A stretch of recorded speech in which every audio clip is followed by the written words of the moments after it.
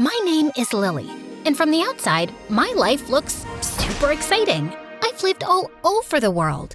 India, Singapore, Alaska, even Civil War-ridden Myanmar, where I was kidnapped for a week by a military coup. Pretty cool, right?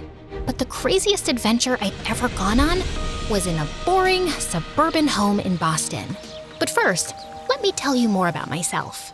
My parents were investigative journalists, and they went wherever the story was. Corrupt government, church cult, mysterious disease outbreak, serial dog napper. Sure, they were living a life full of intrigue, and my younger brother Jacob totally idolized them. But for me, it was constant whiplash. I craved normalcy, stability, and safety. And my parents' homeschooling techniques were questionable at best. So I spent most of my time teaching myself science and biology. The plan was to become a doctor one day. You know, something stable. Then one day, my mom delivered life-changing news. We're moving to Boston to cover a story on the mayor's disappearance. We figure it'll take at least 2 years to crack. So we're sending you to high school. I screamed with excitement. The most we'd ever stayed put was 6 months. Of course, the transition to normalcy was tricky. But then one day, when I was performing surgery on a mouse in biology class, I did the unthinkable. I made a friend. Girl, you're such a natural. I'm impressed. Thanks. I want to start my own doctoring practice one day. Hole up in one place, find some loyal patients, and really be there for them, you know? That's beautiful. Oh, can you take a look at this mysterious fungus on my foot? Just kidding. But hey, you want to hit up the mall after this? Suze was the best. Funny, smart, loyal. We got super close in no time. And then, exciting news. We solved the mayor's disappearance. Turned out, he faked his own death. So we're moving to Hawaii to cover the illegal capturing of the Hawaiian monk seal. What? No, I love it here. I finally feel like I have a life. You said 2 years. Sorry, honey, but we're just too darn good at our jobs. Well, I'm not going. I've spent 16 years being carted around like a chihuahua in your purse. I'm not just an accessory to take with you whenever you want to pick up and leave. So many kids would die to be in your position. Getting to see the world, experiencing new things. If only you could be grateful like Jacob. Well, I'm not Jacob, and I'm not leaving. Ugh, I can't stand being your daughter. That's it. Now you're really not leaving. You're grounded. I was done listening to my parents. I ran out of the house and hopped on my bike, pedaling as fast as I could to Suze's house. I was in such a frantic state, I didn't even see the truck turn into my lane. And smack! I went flying off my bike, launched into the middle of the road when my head slammed against the cement. And then, everything went dark. When I woke up, my head was throbbing, and my bike was destroyed. But otherwise, I felt weirdly fine. I could have died, and it was all my parents' fault. I'll admit, I was a little disoriented. I didn't know if a day had passed or a week. And when I finally got home, I was shocked to see that my parents' cars weren't in the driveway. Were they out looking for me? When I walked inside, I thought my eyes must be deceiving me. The entire house was empty. No family photos, no TV, no furniture, no family. A sinking feeling overcame me. Hello? Is anyone here? Hello? I checked every room, but not only was no one home, none of their stuff was here. And without the furniture, the place felt really eerie. When I got to my room, I was afraid to open the door. But to my surprise, it was exactly as I'd left it. I grabbed my phone to call my mom, but it went straight to voicemail. What the heck? Did my parents seriously move without me and were now blocking my calls? I looked around for a note, but there was nothing. This was insane. But then it occurred to me, maybe this was my parents' way of letting me have my way. So I decided to stay put. I'd live my life, graduate in a year, and go to college. I'm sure my parents would call me back tomorrow, and I'd deliver the news. But that night, as I was falling asleep, I heard footsteps. I ran downstairs to see who it was. Hello? Mom? Dad? Jacob? Guys? I tried to turn the lights on, but they didn't work. Then something brushed past my foot. Ah! It was just a mouse. Okay. I was just freaking myself out. Everything would be fine. And then, a strange, cold breeze swept over me and disappeared. Maybe I'd sleep at Suze's house, just for the night. I grabbed a backpack and opened the front door, but it was jammed or something. I pulled and pulled, but it was stuck. I tried the back door, but it wouldn't budge. What was happening? Something felt off. I decided to sneak out through the window, but when I went to lift it, it slammed shut, right on my hand. Ow! I frantically tried calling Suze, but it also went to voicemail. What was happening? Okay, I had to calm myself down. I bandaged my wound and tried calling my dad. As the phone rang, there was a pit in my stomach. It went to voicemail. Dad, it's me. I just got home and no one's here. And for some reason, I can't leave. Where are you guys? I got into an accident. Sorry I didn't come home sooner. I'm okay, just call me back, please. I spent the night shivering in bed. It took me hours to fall asleep, and I had the craziest dreams. As I was sliding on an iceberg in the middle of Antarctica, surrounded by killer orca whales, the sound of the doorknob turning jolted me awake. Oh my gosh, I was so relieved. My parents had finally come home. And then I heard something strange, a voice I didn't recognize, of a teenage girl laughing. I peeked over the staircase, and the door was cracked, but no one was there. Hello? I ran down the stairs, desperate to escape the house. But as soon as I arrived at the front door, it slammed shut. I pulled frantically on the knob, but it was like someone was holding it from the other side or something. Let me out! Help! Suddenly, the sound of the teenager giggling was met with another voice. Yara, honey, put your phone down and help me unpack. I followed the chatter down the long, dark hallway, all the way to the kitchen. You said you wouldn't tell me what to do if I didn't complain about moving to this creepy house. I poked my head into the kitchen, shocked to see a mother and her daughter, maybe a year or two younger than me, unpacking boxes? The mom looked totally normal, and the girl was a hardcore emo goth, so also pretty normal. I tried not to startle them, scared they might be dangerous. Hello? Excuse me, what are you doing? How long have you been here? I've been calling for help. I'm stuck in this house. But they just kept unpacking boxes. They didn't even look at me. Hello? What is happening? I tapped the woman on the shoulder, but I couldn't feel her shoulder. Just air. Suddenly, I saw my hand move through her shoulder like a hologram. Like she wasn't real. Like she was a ghost. I screamed. The woman and her daughter cocked their heads like chickens, looking right at me. They seemed terrified. For a moment, I thought they'd seen me. But then the daughter said, Mom, what was that? I had to get them out of here. These spirits were clearly trapping me in my own home for some mysterious, nefarious reason. I got on my phone and called the first medium Google could find, Cassandra. According to her website, she could commune with any spirit, any age, any gender, anywhere.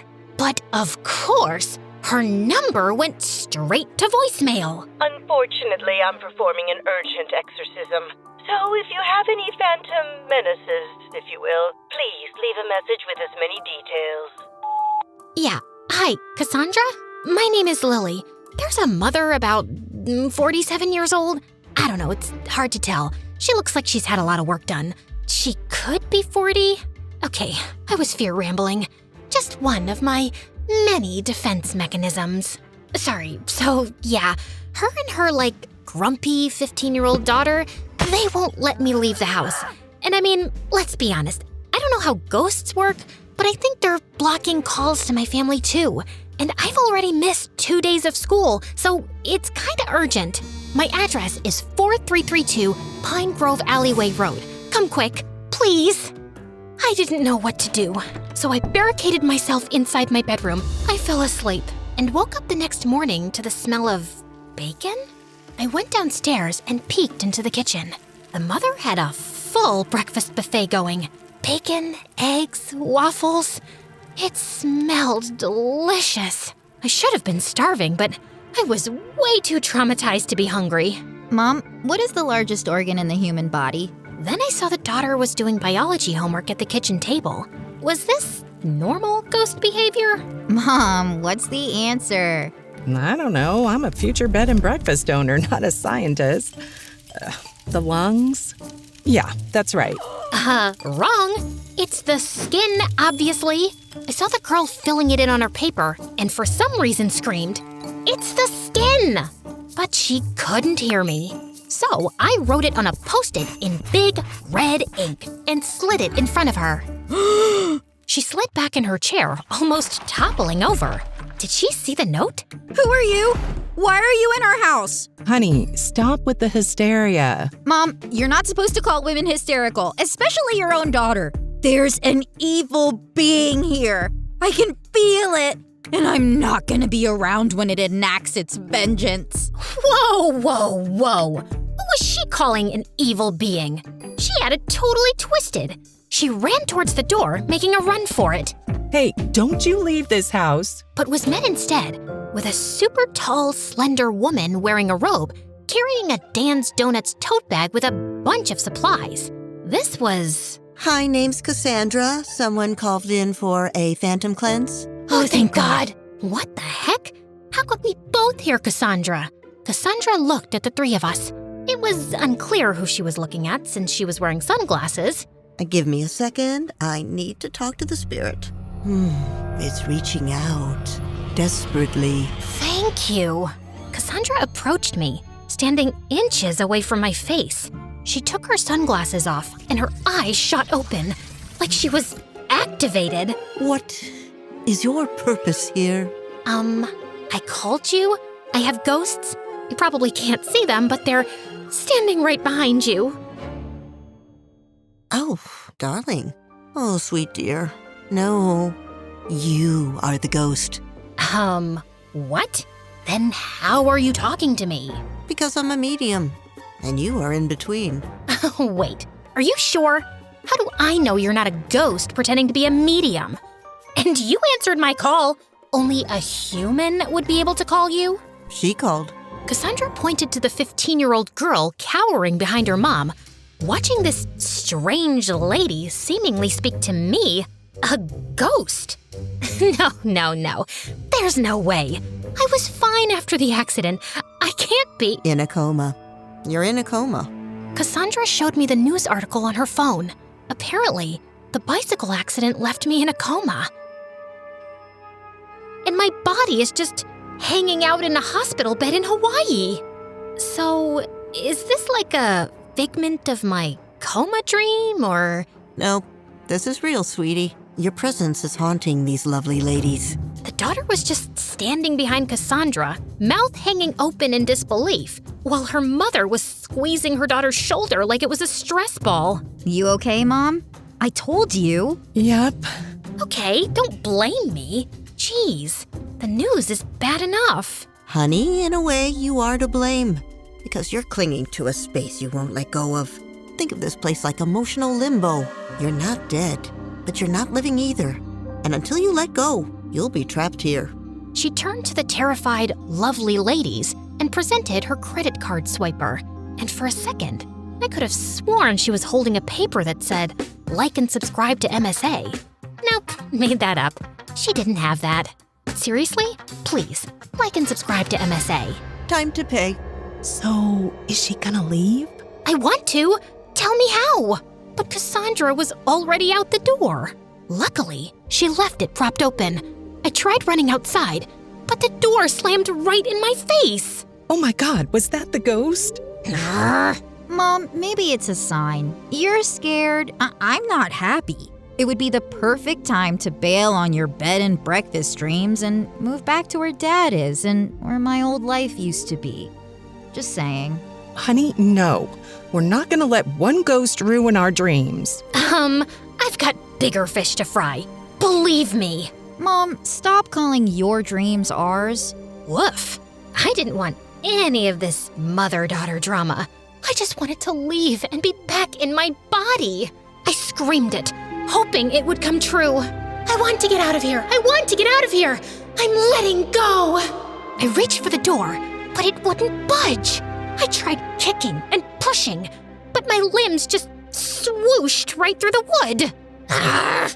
4 hours later, after I calmed down, I figured being a sorta ghost, or whatever I was, came with special abilities that I didn't know about yet, like flickering light switches, floating, blowing cold air at people. Maybe that stuff would be helpful? But what was I capable of? I tried hovering a chair, just to see if I could. It lifted, wobbled, and then launched through the kitchen window and smacked the gardener in the back. Michelle ran outside screaming apologies and ended up giving him a free night stay and a $40 please don't sue me bribe. Then I tried levitating a spoon. It spiraled into Michelle's coffee and smacked her right in the eye. She didn't even scream, just sighed, of course, and started Googling real estate agents. After a lot of trial and error, I learned that my super abilities sucked. All I could do was levitate pencils and move furniture around for some reason, all while having to watch Michelle turn my old house into a bed and breakfast. And she was working fast. And to make things worse, I could hear Yara on the phone complaining about me. I feel like the ghost is eavesdropping. She's so noisy. She doesn't even do anything cool. I mean, the least she could do is make this boring place more interesting. Ugh, I just want to be with you, Harry. You ghostly freak, stop eavesdropping. Get a life. Or afterlife, whatever. Fine, I was eavesdropping. Sue me. Coma Purgatory was super boring too. Soon, I learned that Yara had a boyfriend back home that she was obsessed with. And her dad divorced her mom a year ago and married another woman. So I didn't take her hostility too personally.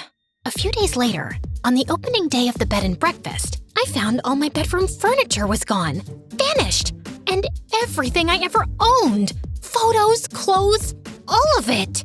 My room had been turned into a guest room. I was being erased. Hey, I'm still here.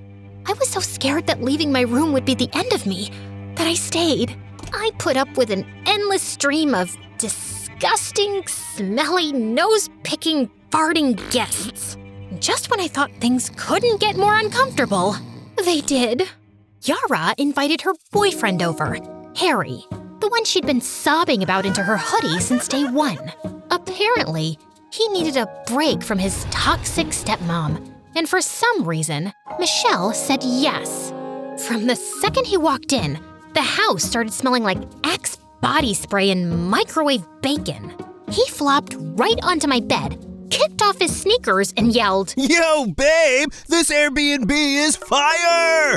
You guys got snacks or what? Then he opened a soda, chugged half of it, and let out a fart so long it had segments. I wish I was exaggerating. Michelle passed by the door with this forced, hostage-level smile and said, Let me know if you need anything. Yeah, a TV in here would be clutch. I swear, she blinked twice like it was Morse code for help me. Later, I tried to spook him out. Just a gentle ghost nudge. I floated a cereal box off the counter and dropped it right into his lap. He didn't flinch, just went, Yo, Yara, your ghost is hella chill. Wanna help me make a TikTok? and she actually giggled. You're so dumb. They released the video with the caption, Me vibin' with the ghost girl. It got 3,000 likes. I've never felt more personally attacked in the afterlife. That night, after he clogged the downstairs toilet for the second time, Michelle snapped. She stood at the bottom of the stairs and called up, Yara, this is not a frat house. If Harry isn't gone by tomorrow, I'm calling his stepmother myself. Don't you dare! He's the only thing that feels normal in this stupid place! I swear, Mom, you better not do it! 2 days later, with Harry still around, the air in the house was tense. Neither Yara and Michelle would talk to each other, or if they did, they would end up screaming and slamming doors. I was ready to full-on poltergeist this boy out of the house. Then one afternoon, I was lurking under the dining table when Harry left his phone on it and wandered off to microwave bacon. Again, the phone buzzed and a text lit up the screen. Kelsey, still thinking about our kiss last week? Miss your lips, babe? Excuse me? I stared at the phone like it had personally insulted me. Yara had to know what a fart bag Harry was. Okay, she already knew that. But if farting wasn't a deal breaker, maybe the cheating would be. Just then, I saw Yara walk into the room, and I rattled the table leg hard. The phone slid to the edge. One more rattle, and yes! It hit the floor, screen side up. Yara looked startled, then bent down to pick it up. And as soon as she saw the screen, she froze. Our kiss? Last week? Just then, Harry returned with his plate of bacon. Yo, babe, you seen the hot sauce? Who is Kelsey? Wait, what? Miss your lips, babe? It's not what it looks like. Oh, really? Because it looks like you were swapping spit with someone named Kelsey while I was crying into my hoodie in this cursed house. I didn't think we were like exclusive since you moved. As the two argued, I took the opportunity to rush upstairs and kick Harry's crusty backpack down the stairs and into the dining room, where Michelle was now standing too. All of this is your fault, Mom. Are you seriously saying it's my fault that your good-for-nothing boyfriend is a two-timer? Yeah! If you hadn't made us leave, he wouldn't be sneaking around kissing other people behind my back. She's not wrong, you know. Get out! As Harry picked up his backpack and left, Yara started to run out too. But Michelle threw her body against the front door, blocking Yara from leaving. Everyone in the bed and breakfast had gathered at the noise and were staring. I know you're upset, but you deserve so much better than that useless, toilet-clogging piece of garbage. You're a beautiful, brave, and resilient girl. You could have... Ugh! Just stop. This is so embarrassing. Just leave me alone. Yara shoved past her mom and darted toward the bathroom, locking herself inside. The guest seemed super confused. Suddenly, I was reminded of the fight with my mom. But instead of running after me or stopping me from leaving, my mom just let me go. And then wasted no time before moving to Hawaii. She didn't care about me at all. I had to fight for myself and find my way out of here. And then, the next day, some super old guy left his laptop open in my room. I had an idea. I focused on levitating a pencil over the keyboard, typing my name into the search bar, key by key. Maybe I could at least find out what the status of my body was. But just as I was pressing the last button with my mind, I heard a shriek. There's something here! My keyboard! It's moving! I jolted, startled, and fell out of the swivel chair, launching it to the other side of the room. The chair just tried to attack me! There's a ghost! All of the guests ran over to see the commotion.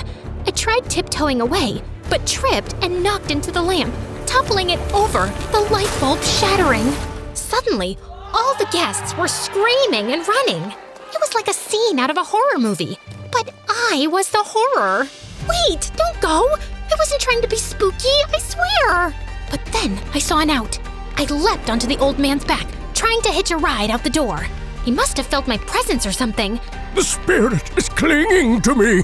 Get her off! Get her off! As soon as he was out the door, I was blown back by an imaginary gust of wind, thrust into the living room, toppling into the coffee table.